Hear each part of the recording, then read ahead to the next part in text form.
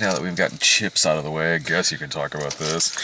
Was it worth it, Brad? Was it worth it to bring me out here for this? How many rants can I give you about how terrible this was? How many times can I scream and hit the walls of the car before you will be satisfied?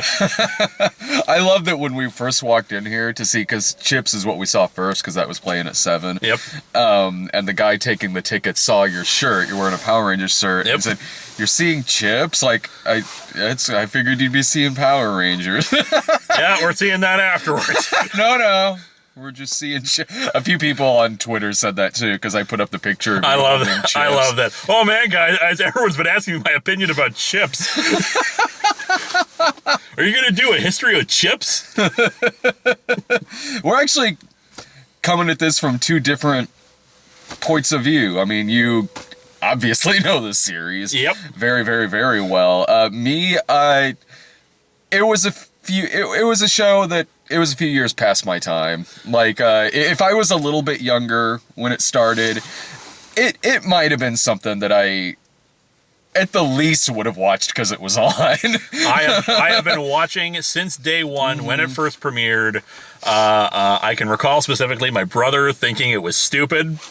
He's like 3 years older than me, but he still watched. And as soon as the Green Ranger arc started, he stuck around and was like, "This is awesome! I got to keep watching this." But yeah, I have been a fan since the beginning. Mind you, there was a long period of like 10, 12 years where I did not watch, simply because like after the Zordon era ended, it just did not have the same appeal for me, especially because they kept rotating the cast out every year after that. Oh, okay.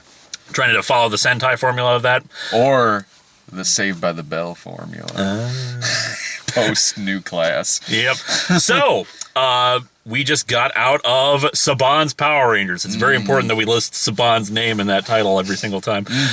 And actually, non-spoiler free opinion, it was not that bad. I think it was pretty decent. It was not a great movie, but it was entertaining. I was not filled with rage. I decided to give it a chance because it is a reboot, and and it's starting fresh, and it's just a modern movie, slightly PG-13 take. Because there was a lot of swearing in this, which you of course will never hear in the actual There's TV some show. blood too. Like, I actually don't recall very much blood. Rita was pulling out that guy's teeth. Oh, right. Rita's the most violent, and actually one of the most entertaining things about the movie, because it's obviously a different take on the character than the Space Witch, but she's sadistic and fun-loving and happy and smiling and very enjoyable. If you think, like you mentioned when we were reviewing Chips, like couldn't you have taken me to see Kong instead, so you'd have two big monsters? And honestly, if you think about it, this double feature does make sense. They are both movie adaptations of TV series. Yep. And you know what? This one didn't have a few minutes scene of talking about rim jobs back and forth. Or erections or yoga pants. Right. I actually really didn't mind this movie. You can definitely tell, like, they're aiming for like a new movie franchise with this. Certainly. Definitely, and definitely better than the definitely better than Transformers movies because it's not annoying. No. The characters are likable. Yeah. And I care about them. They get us really well invested in this for the short time we have to focus on all the characters. I think Jason gets the lion's share of the screen time, but it's not bad the way they do it. And these are just new versions of the characters. And let's face it, the original characters were goody goods. I like this better than the Transformers movies. I liked it better than the 2 recent Ninja Turtles movies that were out. What I like about this movie. And look, this movie does have problems, but what I do like about this is that unlike those movies that I mentioned, and unlike a lot of summer movies that would fit this kind of mold of a summer movie, this is first and foremost a character-driven film, which is actually really refreshing. They spend a lot of time showing arcs for these 5 characters and developing them as people, developing their flaws, and developing their friendships by the end of it. If you really, I mean, I hate the odd thing to say about this, especially in regards to Mighty Morphin Power Rangers, which of course this is adapted from, is that it feels much more mature than those other than TMNT or Transformers. And I don't mean mature in the sense of grimdark, gritty. No, it's not. We're not shoving in fart jokes every 5 minutes. They actually get that out of the way in the opening scene when I was really worried because one of the inciting incidents of this film is like Jason and someone else sneak a cow into a locker room. There's a milking joke. But that's not a female cow. I had to get, but I had a really big udder, and I had to get both my hands. Oh boy! And then that was the most immature joke about the entire. That was the only one, I think, and it did not set the right tone right away. And in fact, it really didn't, honestly. Because the police sirens go off in the background, and it cuts to the cow who just goes moo, question mark? What?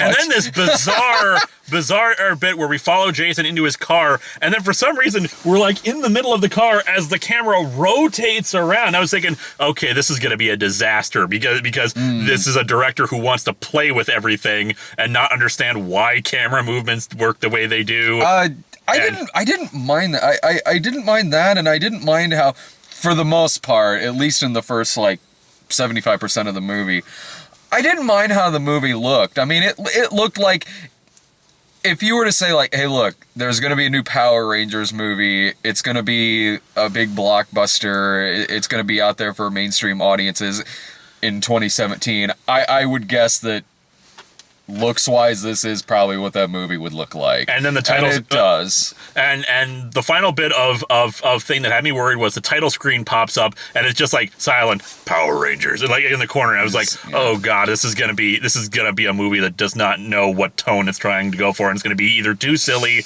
or too grimdark in places. But then the rest of the movie is just fine. Honestly, Honestly, my big complaint about this is just personal taste, and that is I don't like the visual aesthetic overall. I don't like that the suits. I mean, they even cite Spider-Man and Iron Man, but as my brother and I figured out recently, because we've been trying to figure out what it is about the suits that bug us so much. It's that it's not Iron Man they're going for. It's Guyver.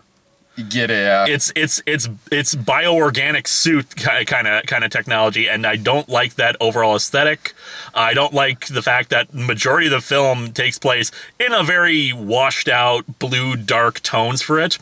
But it is okay because when we actually get to the final fight scene. And by the way, spoilers overall. I don't know how we spoiled. Yeah. Once we get to the final fight scene where they're fighting the putties and we have the fight against Goldar, it is bright, and you can see them all brightly colored and well lit. Mind you, it's a CGI fight, but it's still pretty decent, and we can actually see things. As for the aesthetic of the rest of the movie, I didn't, because even their costumes I didn't mind, because through a lot of this movie, I was thinking, it starts out where it's it feels like it's trying to be Chronicle a little bit, but then as it was going on and with the aesthetic of it and everything, and even how the costumes look, I was this is a way better version of that Max Steel movie that I saw last year. It does a lot of things well that movie completely failed at, and it actually even has at least one of the same flaws I can think of that movie had too, but again, in this, done slightly a little better. As for the big fight at the end, it is bright. It is certainly that. It is a lot of CG splooge just right on screen. And that's another aesthetic problem because the Zords really do follow in the same vein as the Transformers, where they are far too busy, and it takes a second to recognize which ones are which. And in fact, there's even a Transformers joke in there when Jason picks in the Tyrannosaurus Zord picks up a yellow car and tosses it at some putties, yelling, "Sorry, Bumblebee." I was all right with that, because I was you know what, go for it. This is a better movie. It's if anything, because it's less douchey. You know what? I'll give you that. As for the rest of the movie and how it color-wise, how it looked, I didn't mind it, because, yeah, they're using a lot of serious coloring in here, but the characters still have a sense of humor. The movie still has a sense of humor. It's not being Josh Trank's Fantastic Four. Yeah. It's not being that. Like, these characters are still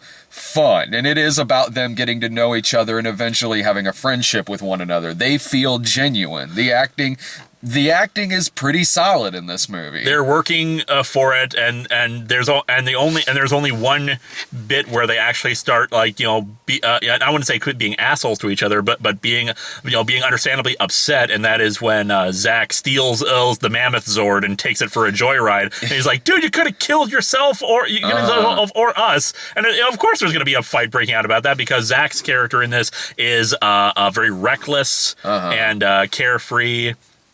And Jason is a bit more serious and trying to keep them focused on the whole team aspect. And it's only then when Billy intervenes and like cares about them to try to keep things on task is when he finally gets his suit, which of course they identify correctly as armor in this, and instead of it being spandex, of course. Did you have Well, I'll ask this in a second, but like real quick. Elizabeth Banks was one of the best parts of this movie. Yeah. Because she's having the time of her fucking life in She's this. loving this. She is like 70s TV villain great in this. Like Jessica Walter in like Doctor Strange or something like that. Or even like really campy 80s movie villain like Faye Dunaway in Supergirl or something. Like she is just having the time of her life in this. She's hamming it up completely enough to where it's not taking me out of the movie at all. Like it wasn't like I wasn't groaning or anything like that. I was having a blast watching her in this. She was very enjoyable. She was psychotic and fun at the same time, because she kills a bunch of people. She does. She kind of is legitimately creepy in a couple of scenes. While it always feels like the same character, certainly, but she is kind of intimidating in some parts, while still being fun, really fun, but also like, yeah, she is kind of a serial killer in this film. She is straight up murdering people for their gold and taking their teeth and shit. I was worried there was going to be like a Trini betrayal subplot. That I was really worried. Man, this is going to be bad. It's like no, she actually isn't betraying them. She's like actually telling them, and it's actually a trap that Rita is setting by telling her by trying to get her to join her side. Did you have a problem with them keeping their masks up a lot? Yeah, a bit, yeah. It goes back to the same aesthetic problem with the idea that their suits are much more Guyver-esque. That actually and it has happened before in Power Rangers. In some series, the Rangers will just take off the helmets altogether. Other series, the masks come down. Will come down, and we just see their faces. I've never been a fan of the face thing, but for its own sake, this is its own different thing. It's fine. I don't understand why they don't have their masks on while they're piloting the Zords. Because so you can see their faces. But I mean, in universe, why they're taking them off. And every time that happened, I was sitting there like, I know I never really watched this show, but this really does feel like this is happening. This is happening just so you can see the actors' faces. I mean, there's some things about the movie that really don't work for me, even though overall I did enjoy myself in this. You know what? This movie can really fuck off with its Krispy Kreme fucking product placement. It really pushes it pushes that at the very end. Holy shit. We gotta protect the Krispy Kreme. Get to the Krispy Kreme. That was like more obnoxious than any of the product placement in Man of Steel. If they had cut out like three or four times them saying Krispy Kreme and just saying it's at the Krispy Kreme, and then Elizabeth Banks and then Rita going to the Krispy Kreme, never having to actually say it, maybe saying it once, we have to get to the Krispy Kreme, and then just that, and then her going in and eating one of the donuts, which was hilarious. You liked that? I liked that. That was hilarious. I didn't. Like, the movie stopped dead just so it could show Rita eating a donut. And maybe if there weren't 5,000 Krispy Kreme product placements before then, okay, maybe I would have been like, all right, maybe I'll give you that. But fuck. Like, yeah, there was a lot of fucking product placement like Man of Steel, but it was kind of just like, yeah, okay, there's a 7-Eleven, there's a Panda Express, there's some shit on the wall. All right, like if done badly, it can certainly take you out of the movie, but whatever. In this, goddamn. Is Krispy Kreme their only sponsor? This was more obnoxious than in the disappointments room last year, where there's a cup, where there's the husband and wife are sitting there having dinner in their dining room, and for no reason there's a giant Krispy Kreme sign right behind her head in their dining room. I'm like, what's with Krispy Kreme and their fucking clunky ass product placement? Ugh, God. So that was annoying. And just for the commenters, yes, I'm only upset about this because I prefer Dunkin' Donuts. It's like, I love Krispy Kreme. Like I do. I love Krispy Kreme. Dunkin' Donuts, yeah, their donuts are good. I'm just joking. But yeah, it was really obtrusive near the end there. How many times they say it? It's a lot, man. They say Krispy Kreme more than they say certain characters' names. Yeah. And I love Bill Hader. I absolutely love Bill Hader, but I didn't realize that the voice of Alpha, I didn't realize that was Bill Hader until the ending credits. And wow, did he really kind of annoy me in this film? I thought he was fine. I thought it could be a lot worse. Honestly, it can be worse because it was way worse in Max Steel. There was a similar really annoying character in Max Steel that, again, in Max Steel was done by an actor who I really like. In this, it's not used that much, but it's really stupid. Honestly, my only complaint about Alpha in this, Alpha fits the overall aesthetic of the film. I'm not as big a fan of the look of it, but for what they're doing for a reboot, for a more alien design, it works just fine. Honestly, my only complaint is a bit of false advertising, because I could have sworn one of the trailers has him with a much higher pitched voice. With it's still Bill Hader, but doing a higher pitched voice with it versus this, where it's pretty much just his voice. It feels like it is Bill Hader definitely sticking to the script. I don't know. This is just what it feels like. It feels like he was sticking to the script because Bill Hader is an immensely talented, funny dude and a great actor. And in this, you'll have Zordon and some characters saying some pretty serious stuff and showing really kind of disturbing imagery with Rita and bodies and Ash. And then it'll cut to Alpha going, Rita, ay. He does two ay's and they feel very forced. Oh God, yeah. There are moments where they're shoving in references to the show and they feel a bit too forced, and they could have worked. I don't mind him going go. I don't mind him saying aye. I don't mind him saying go Power Rangers, especially because it leads into the Zords launching and then the song, as we've been waiting for the damn song the whole movie. That worked when they put the song in. That was good song placement for that. That really worked. What did not work? Make my monster grow, which could have worked. It's just she says it out of nowhere while the monster's already growing. If she was like what I would have done was have her like performing a spell like now I rule from ash to snow. Now my wand make my monster grow. Like she was casting a spell or something. Sure, that would have been something. Instead, she just says it out of nowhere while she's already growing the monster. And something like that, I wouldn't have caught. Like a lot of those references that like the audience were reacting to. They really reacted. They really reacted to seeing Jason David Frank and Amy Jo Johnson. In the crowd I would have recognized them, if anything, because at least Jason David Frank, I see him at every convention I'm at. Like, oh right.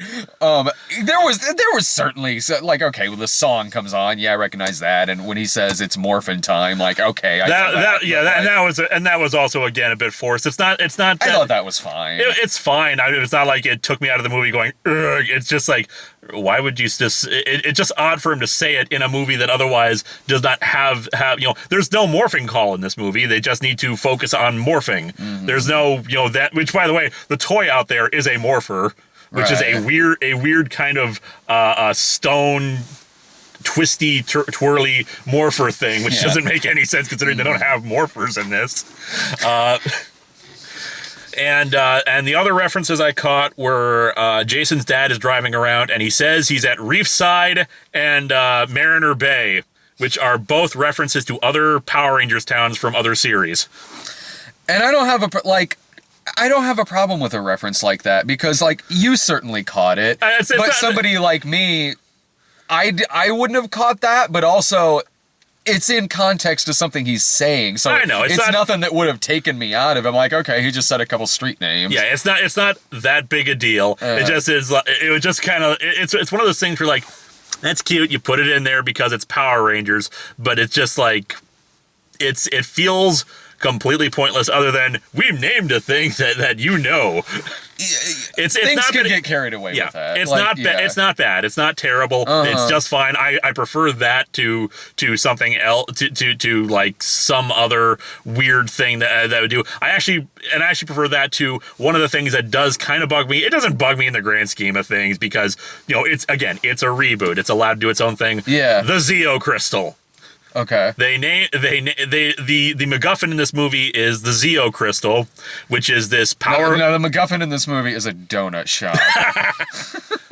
The Zeo Crystal in this is some kind of is this thing where they say it's like connected to all life. Every planet that has life has a piece of the Zeo Crystal, and, you know, we can't let Rita get her hands on it. Mm-hmm. In the show, the Zeo Crystal was a mystical crystal, and in the lore of the show, it's always getting more powerful, and the Rangers have to during season 3 have to obtain it, and then later on the crystal comes back in order for them to regain their powers, because Rita and Zed crush the power coins, strip them of their powers, and they're like, oh, well, why don't we get this magic MacGuffin thing that we've established beforehand that will give us new powers, and thus fourth season Power Rangers Zeo. Mm-hmm. And maybe they're going to go in that direction in a future movie if this becomes a longer franchise.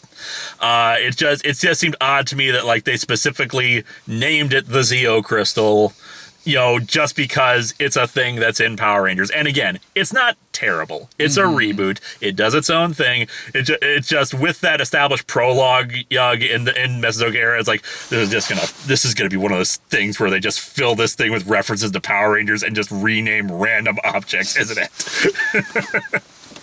But, you know, it's, in the grand scheme of things, it's not terrible. And hey, it technically works. It really does work in the context of this movie. It's still a very powerful object that they're trying to get their hands on. And yeah, and we actually don't know that much about some of this stuff. They mentioned the morphing grid, and the morphing grid is left just as vague as it is in the TV show.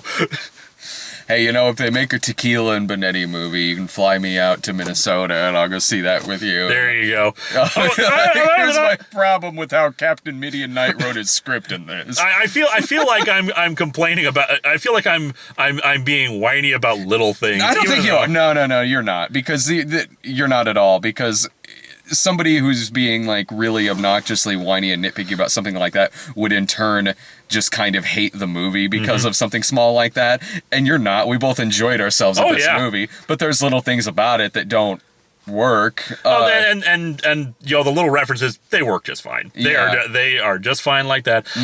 One other thing I don't like from an aesthetic point of view: why is Zordon in a wall? Why not just have him be a giant floating head? I mean, what's the difference, really, if it's the same effect? Cranston did fine. No, he did good. He did work on the original series, didn't he? Yeah, he did a few voices of monsters. Right. I thought so. I thought that looked fine. Yeah. I enjoyed that this was kind of structured like a 70s made-for-TV superhero movie. Yeah. Because it really is. You are spending about 75% of the movie with it developing the characters. You really are. And then the last act of the movie is the action sequence, and they're in costume. And while maybe that might frustrate some audience members out there, that it takes that long to get to them in the costume and to fighting, you know what? I actually found it refreshing. I did. I thought it was a nice change of pace for a movie like this. I thought it was really nice that this movie, first and foremost, wanted to make really likable characters. Yep. And you don't see that in something like Transformers. or honestly, yeah, even like the new Ninja Turtles movies. And this movie really did put a lot of focus in that. Mm-hmm. So I'll commend this movie just for that alone. And I was a bit worried at first in terms of likability when Jason is first established, him pulling the prank with the cow and then him going to the detention, except then we, quickly established that he is actually a good guy by protecting Billy from... He bitch slaps a bully. Yeah. It's like, did you slap me? Yeah, I did. Weird, isn't it? It's like... The dude playing Billy was great. Yeah. He got a laugh out of him. He's kind of the comic relief of the movie, and he got a laugh out of me most times. Most times he did something. It worked. I thought the dude did a really good job. So what do you feel are the biggest weaknesses of the film?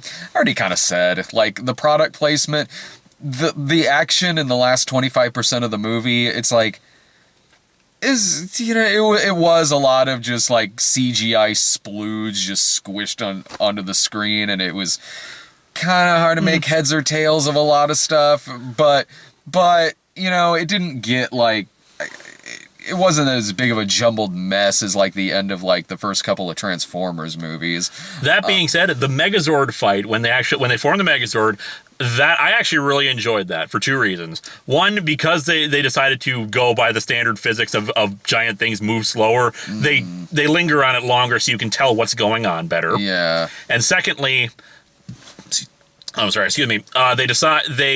at first they have them trip it at first, and I was worried like they're gonna ruin this dramatic moment by doing that. But then it's like, it's because they have to work together.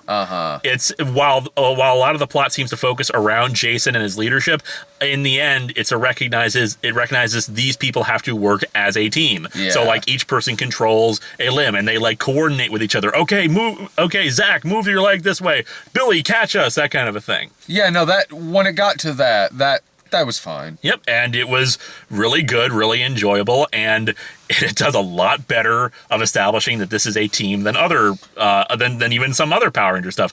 One thing I complained about when I did my history of Power Rangers for Samurai was that like the first episode or two is focused around, we gotta build a team, and then the Red Ranger just goes and does everything.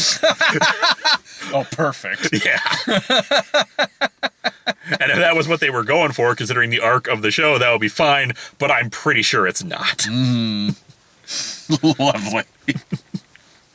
So, yeah, overall, this was actually pretty good. I would actually recommend this if you're interested in a slightly more serious Power Rangers. I still say if you're going for a TV series, serious Power Rangers, go for RPM, the post-apocalyptic one. Mm-hmm.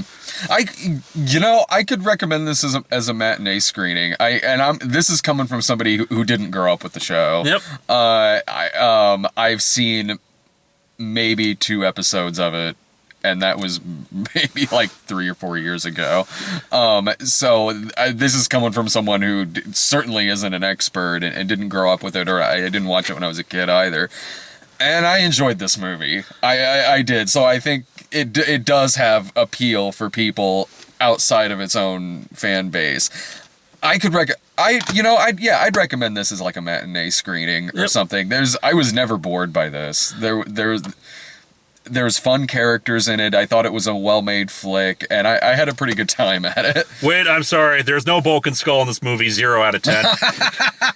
I know who they are, like, because I remember their PSAs when I'd be watching, like, Garfield and Friends or something like that. See, for the life of me, I watched this show back when I was a kid. Doug has said this, too. I can't remember PSAs for Power Rangers. Yeah, I remember one with those two where maybe it was, like, brief things that, maybe during commercial breaks or something that I just, like, completely glossed over. I cannot remember those. Yeah, one of them I remember where it was, like, the kids, Bulk and Skulls, and a kid comes in and is like, wow, Bulk and Skull, and they're like, no, that's just the characters we play, and spills a drink on the other on accident. Yep. And goes, I'll bet you're gonna punch him. No, I'm not gonna do that. Okay, I remember that actually. Friends in real life, and like, I remember one with the dude who played Billy. Mm-hmm.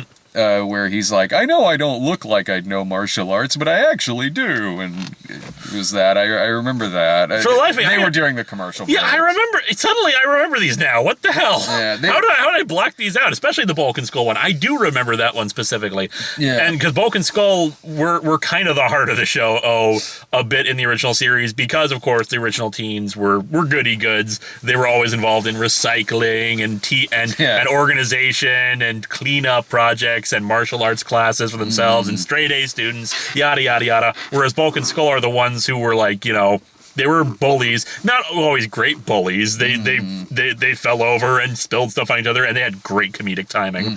And they're the ones in the show who had the most development over the course of 6 years, because they were mainstays of the show that long. So they had to change and develop and became heroic characters by the end of their run. And one's a doctor now, right?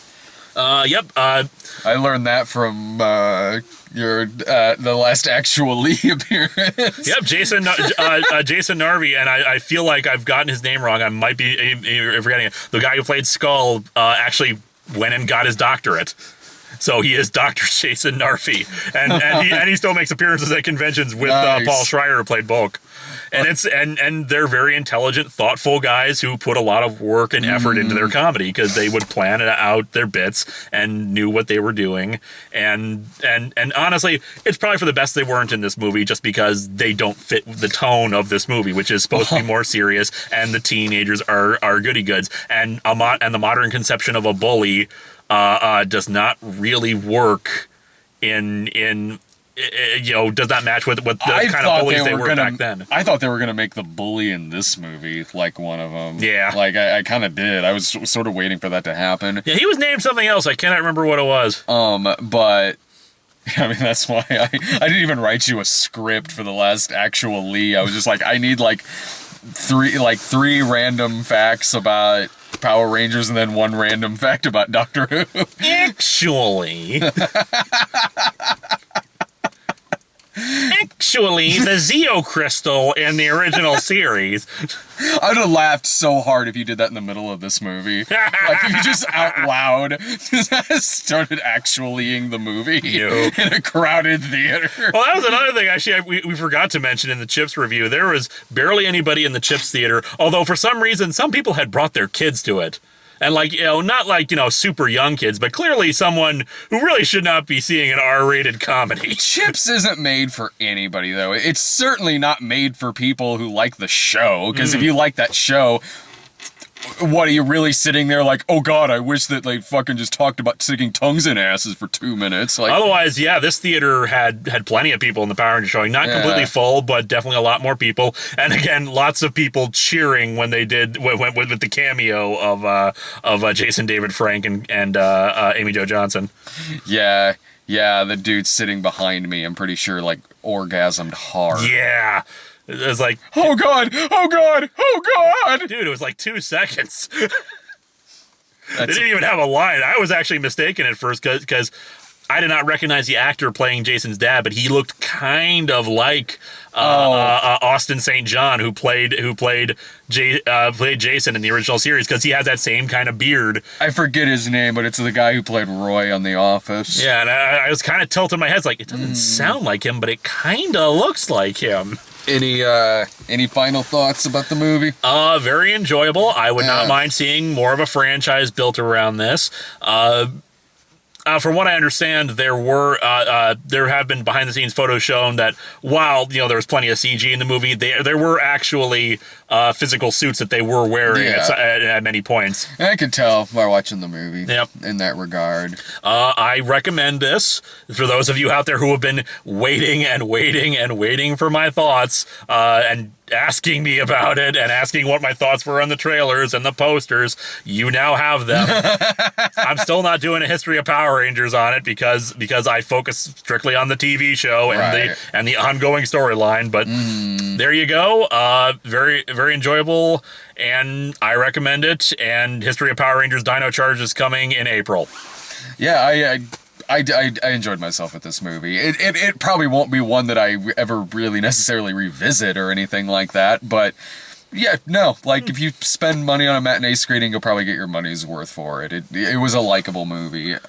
So I'll be back with Life and Wilson. Wilson also came out. Trailers were like Nut Job 2, Captain Underpants, Transformers 5. Transformers 5. We got that in front of Chips too. Yeah, we got trailers we've already reviewed. There was nothing new that I saw. I didn't see there was in front of this. There was a different... I remember now. There was either was in front of this one or with Chips. I can't remember. There was a different Fast and the Furious 8 trailer that I had not seen before. Yeah, I saw that one last week. There wasn't any trailers between both of them that I hadn't seen before. Yeah, there was a new Fast 8 trailer. Fate of the Furious, which makes me upset that they did not write it out as F8 of the Furious. That's what the hashtag is, though. Well, that's because the marketing department is smarter than the actual people who named the movie. But yeah. All right. Thank you very much. No problem. Thanks for having me here. You're welcome back if they make a Chips too. See ya. See ya.